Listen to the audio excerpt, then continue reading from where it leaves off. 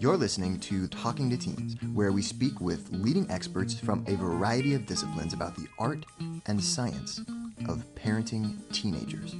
I'm your host, Andy Earle.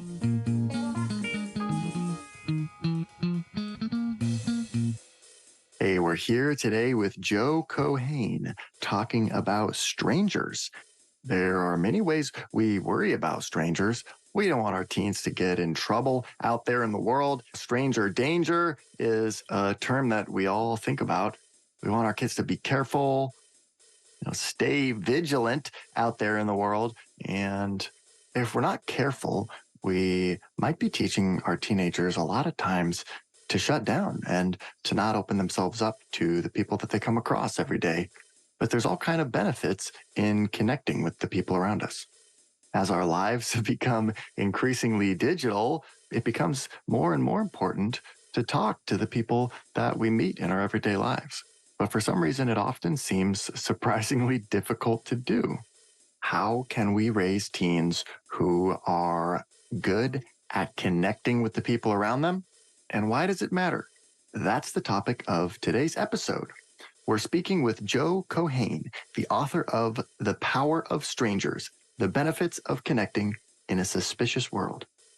Joe is a journalist. He's worked for Medium, Esquire, Entrepreneur, and Hemispheres. His writing has appeared in New York Magazine, the Boston Globe, the New Yorker, Wired, Boston Magazine, the New Republic, and several textbooks. He also recently wrote a novel that's getting turned into a series. He also recently wrote a novel that's getting turned into a show. And for the past couple of years, he's been researching and working on a book about strangers. Joe, thank you so much for coming on the show today. Really excited to speak with you. I just read your book, The Power of Strangers, The Benefits of Connecting in a Suspicious World. And it's all about your journey to get really good at talking to random people. Walk me through this. Where did this idea come from? What inspired you to write a book about it? And why do you think it's important for people to know about? Yeah, interestingly, given what you talk about on this podcast, it started with my parents. I grew up in Boston and my parents were and are just chronic. They just talk to strangers constantly. So everywhere they go, they talk to strangers and they'll do it, they'll go away on vacation and they'll come back with friends. And they're still doing this and they're late 70s, early 80s at this point, and they are still making friends. They're still out in the world. They're still chatting with everyone they can get their hands on. We still have random people showing up at family holidays. They'll do the move, which is honestly too brazen even for me, of reaching across a table in a crowded restaurant to start a conversation with someone, and they'll pull it off because they just have that manner, they just have that energy to them. So I was raised, I wasn't horrified by that. It was just the way that they lived. So, I was raised watching that and seeing that was a pretty good way to live. I also grew up in Boston, which is a town of talkers for sure. I became an adult. I got into journalism. Journalism is, in some way the art of talking to strangers. So, got good at talking to people, got interested in talking to people, loved the fact that no matter what you assumed someone was going to say, it always went differently. Anytime you judge someone by what they look like or their background or anything like that, they were always going to surprise you with these sort of hidden complexities. And that's the great joy of doing the job. But what I realized a few years ago, Andy, and this, I think this probably started around 2018, is that though I had many hilarious adventures and had many fantastic conversations and made friends and learned things over the years, I had found that I had kind of stopped talking to strangers. So I would go to a bar and I'd look at my phone, which is the saddest thing in the world. I would go to the drugstore and I would pick the self-checkout line. I just started withdrawing. It wasn't a conscious choice. I just started doing it and I noticed it one day. And so I started wondering what it was exactly that was kind of pushing me to opt out of in-person contact with strangers out in the world. And I've always lived in cities. Cities are defined by an abundance of strangers. So I thought about my situation a little bit. I looked into the research a little bit. And for me, it was a mix of things. Number one, I had at that point a 3-year-old daughter, and children are exhausting, as everyone who listens to this podcast knows. So I just didn't have a lot of spare time and I didn't have a lot of spare energy. And when I did get a moment to myself, I just wanted to sit there quietly. So that was one thing. And the other thing was just the phone. If you're of a certain class, certain, privileged position in society, and you have a phone, you can sort of go the rest of your life without ever talking to a stranger again. So those things, but I felt like something was missing, I felt like my life was less rich and there was less serendipity and less hilarity and less, these kind of little moments of connection and empathy. And so I wanted to go try to figure out, what the benefit of this was, what the benefit of talking to strangers was, to start looking at the research, to start try to figure out what are the circumstances under which we're more likely to talk to strangers, how do cultures form that are more or less friendly to strangers. And, you basically going through the psychology research, but also going back to the anthropological record, how traditional societies dealt with strangers, talking to evolutionary biologists, talking to theologians and priests and rabbis and urban planners and everyone I could get my hands on to try to answer what seemed like a simple question, which is why don't we talk to strangers? When will we? And what happens when we do?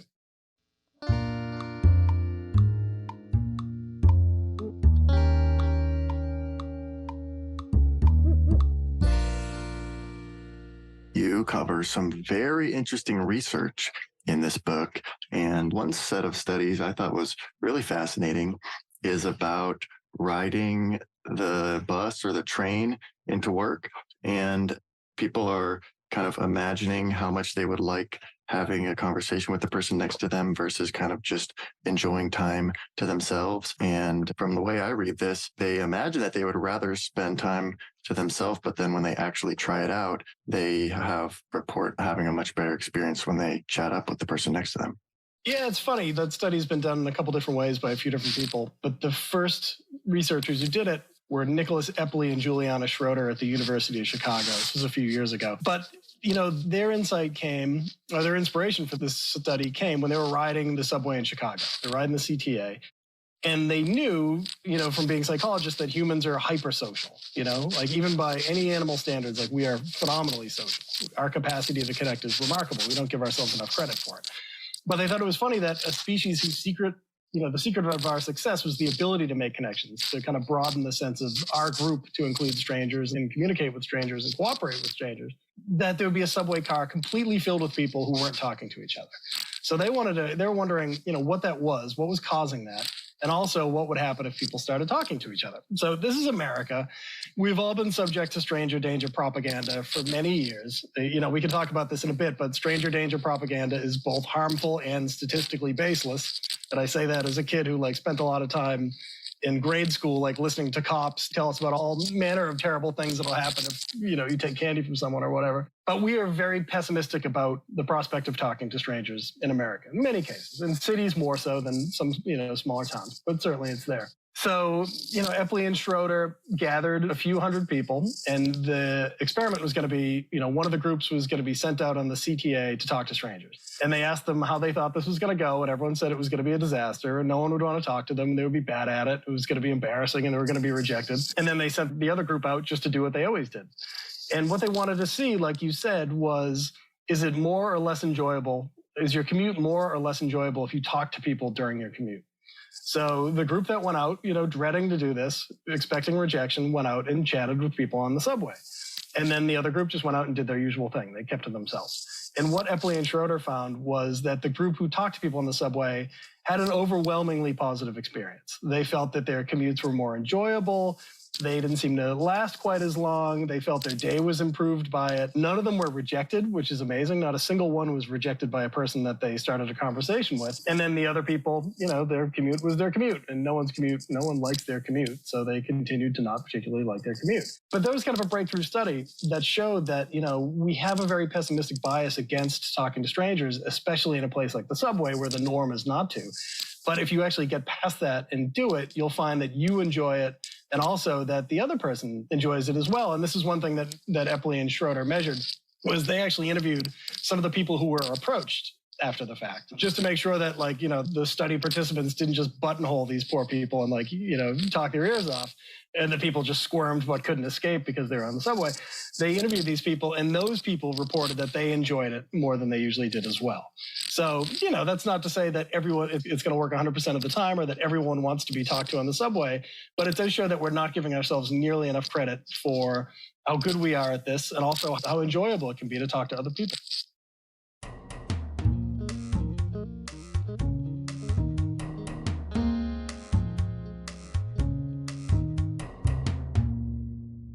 I think there is such that assumption that like, oh, I'd be bothering them. I don't want to, butt in. And especially nowadays, everyone's always on their phone. It's like, oh, I don't want to interrupt.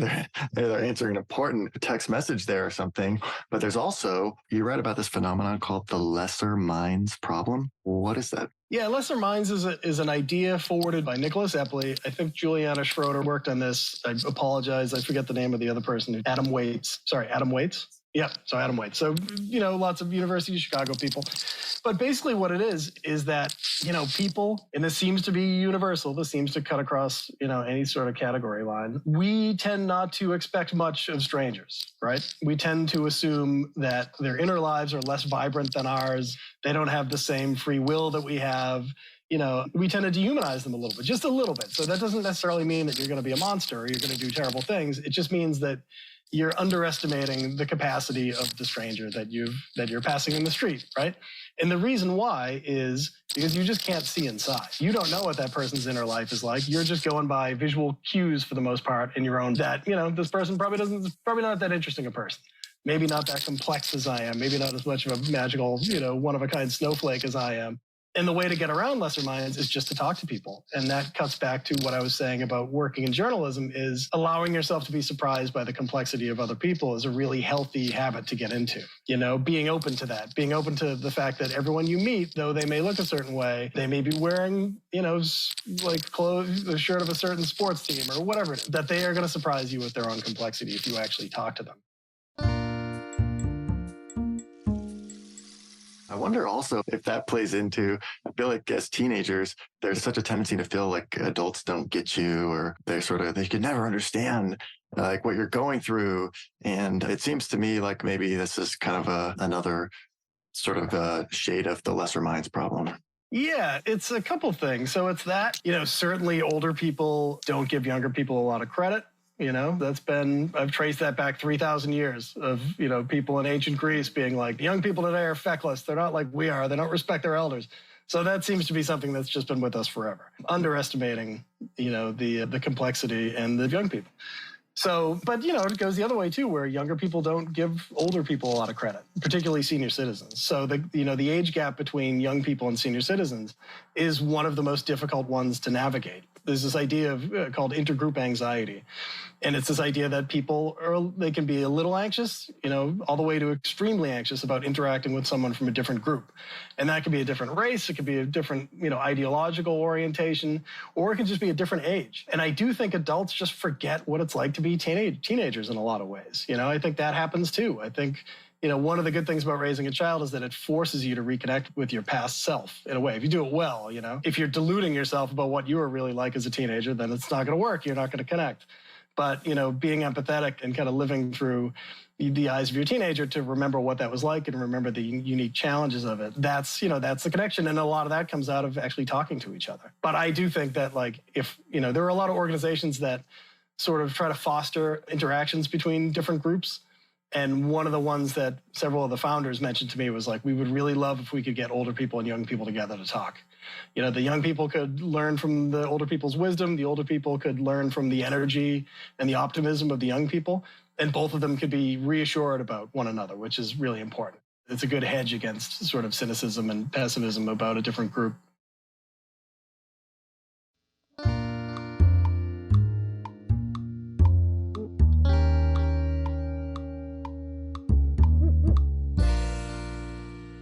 You write in the book about disclosure and how people who disclose, they talk about their own personal things that are going on with them, are perceived as more likable. And when we do this, then other people are often likely to reciprocate and disclose things about themselves.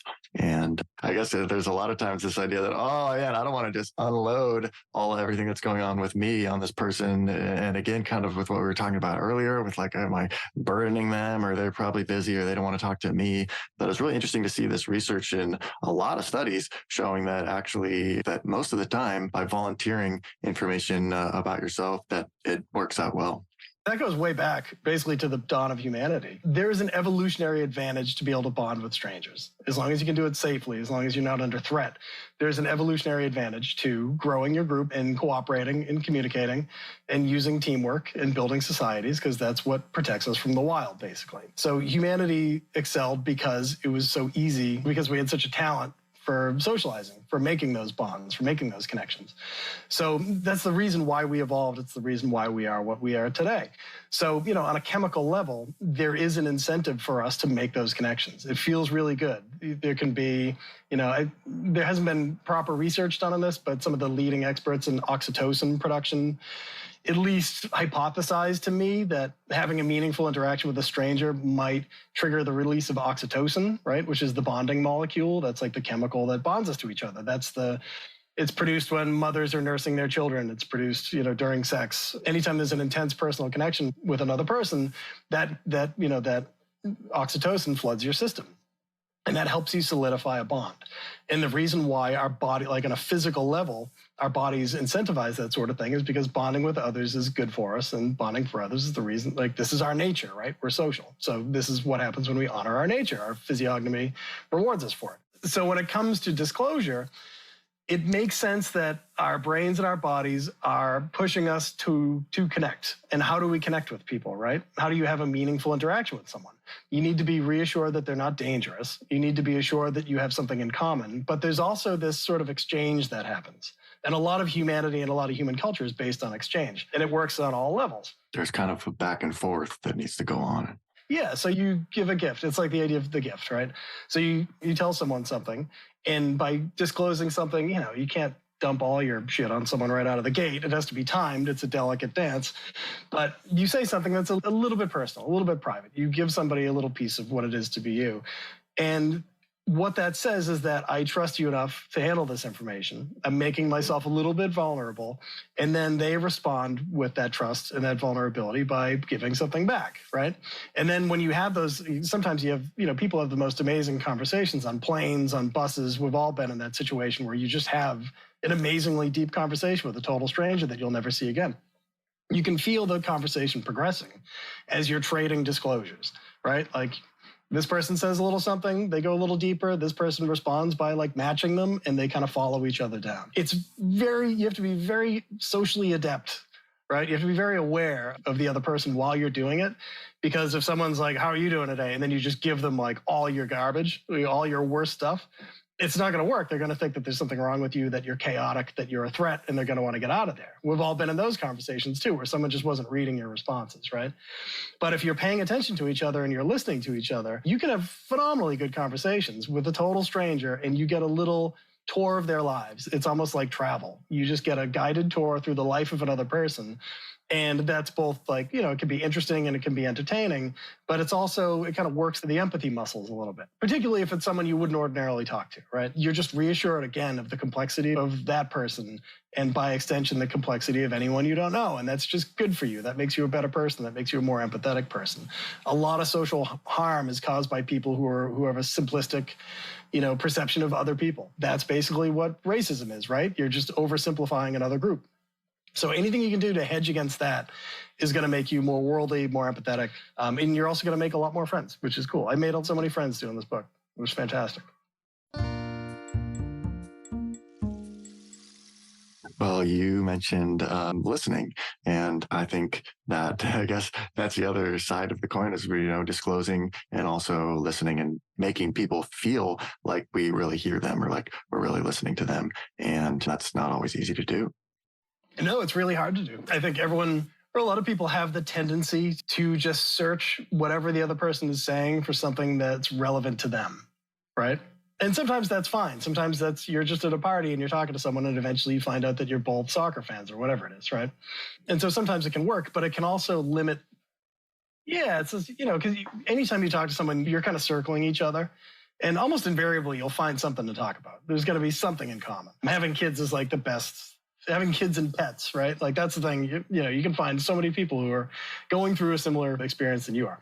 Yeah, but that can really hinder a conversation. So if you're talking to someone and you're just like, oh, you like baseball, let's talk about baseball. Then you're stuck. You're only talking about baseball. But if you listen to what they're saying and you resist the temptation to jump in and you resist the temptation just to search for things that are interesting to you, and you kind of let them have the microphone and you just practice being curious, right? They say something and then you just it's journalism 101. You just ask people open-ended questions. Why, who, how, when, and then you just let them go. I mean, it was a weird experience for me because, in journalism, like a lot of times you're trying to control the conversation because you have limited time. You're doing a specific story. That's why the interviews that go on forever are great, because they can just find their own direction.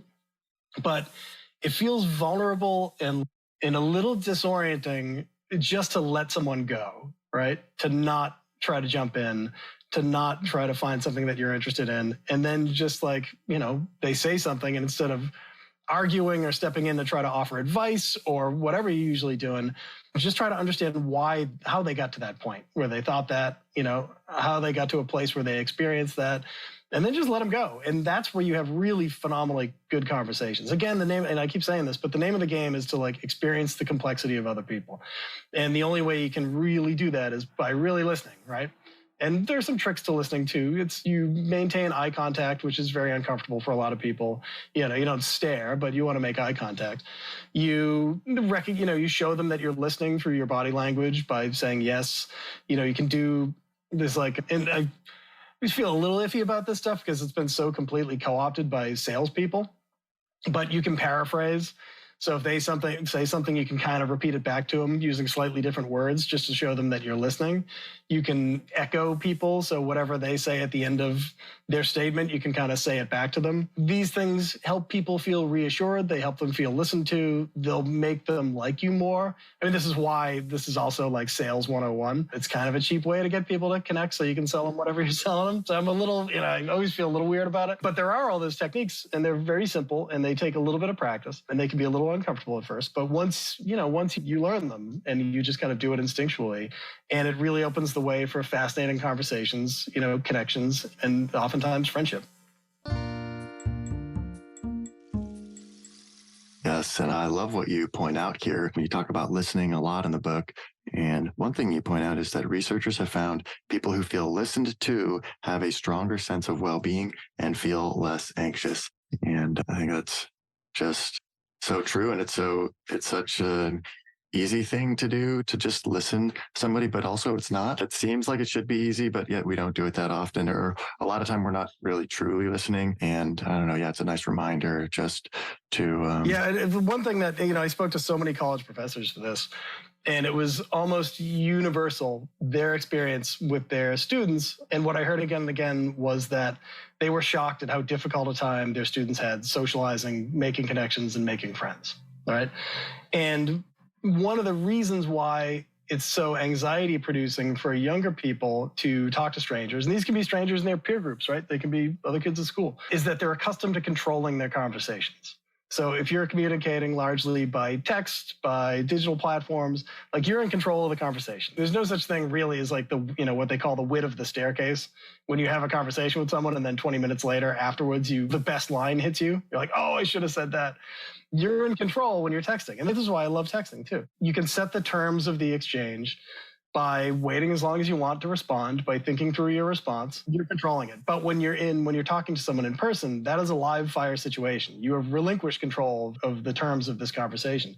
And that can be kind of overwhelming for a lot of people, for a lot of younger people particularly. The good news is, there have been lots of studies done where teenagers were sent out to talk to strangers, and they greeted it. They greeted the prospect with absolute dread, and then they went out and did it. And they had a phenomenally positive experience, and they were shocked, not only by how receptive people were, but also the fact that they seemed to have a natural ability to do it, right? The muscle is there. It might have atrophied a little bit, but it's there because, again, this is our nature. Our nature is to communicate. Our nature is to cooperate and to connect with people. We're here today with Joe Keohane talking about strangers and how to raise teenagers who are better at connecting with the people around them. And we're not done yet. Here's a look at what's coming up in the second half of the show.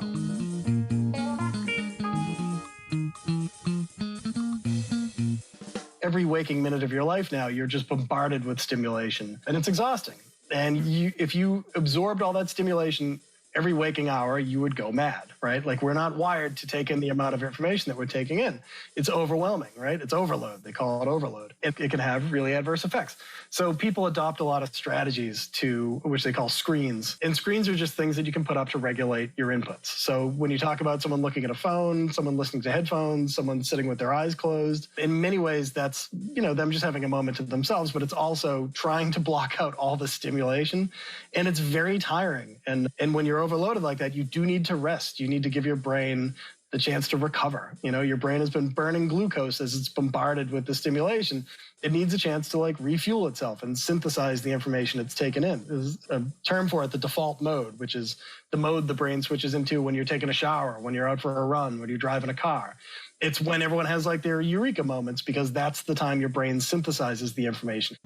It turns out that when you talk about major crimes, you're talking about murder, abductions, sexual assault, felony assault, you are at a far greater risk of being victimized by someone you know than by a stranger. That being said, yeah, you want to be careful about it. You want to be cautious about it. You just don't want to be so cautious that you're removing the possibility of interacting with other people. So, some of the ways of doing that are what I tell my daughter, who's 6. I try to model this for her, that we go to the bodega and we talk to the guy at the bodega. When we're at a restaurant, we talk to the server, we chat with people.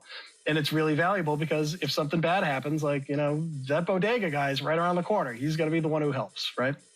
Making these little connections is really important. It makes the world feel more ordered. It's eyes on the street. These people will help you. If something goes wrong, these are the ones who are likely going to step in. But, don't just go talk to someone at night when no one's around. Just be mindful of the context in which you're doing it. And I'm very aware that as a man, I have an advantage here over women who have to deal with pests a lot more than I do. But interestingly, a lot of the real advocates for talking to strangers were women. And a lot, I asked all of them, do you feel safe doing this? And most of them said, actually, all of them said that they feel safer as the result of doing it. So I read through a lot of the surveys that were attached to that were part of the studies that were done when, Gillian Sandstrom, for example, sent a lot of college students out to talk to strangers. And a lot of the college students said that this was going to be a disaster. They weren't comfortable doing it. They thought they were going to be incompetent. And that's actually a fear that everyone has, that they're going to be bad at it. That's a major barrier to talking to strangers, is the fear that you're going to be rejected or you're going to be bad at it. So she sends all these kids out to do these things, and they come back and they've had a remarkably good time doing it. And it was amazing to read these surveys because there was this sense of surprise to the kids, that they had been conditioned to think that this was a dead end, that this wasn't going to go anywhere. And it was really cool to read this stuff. Well, I'll read you a couple of them that I came upon that I thought were interesting. One kid, these are all college students, and she said, I liked most of the people I talked with. I realized that it was easier talking to strangers than my friends because they did not know about my problems. Most of the conversations were small talk, but they made me happy because sometimes you realize that others are also having a bad day or agree that the weather is indeed terrible. Want to hear the full interview? Sign up for a subscription today. You get access to all the interviews I've conducted, as well as new episodes weeks before the general public. It's completely affordable, and your subscription helps support the work we do here at Talking to Teens. Thanks for listening. I'll see you next time.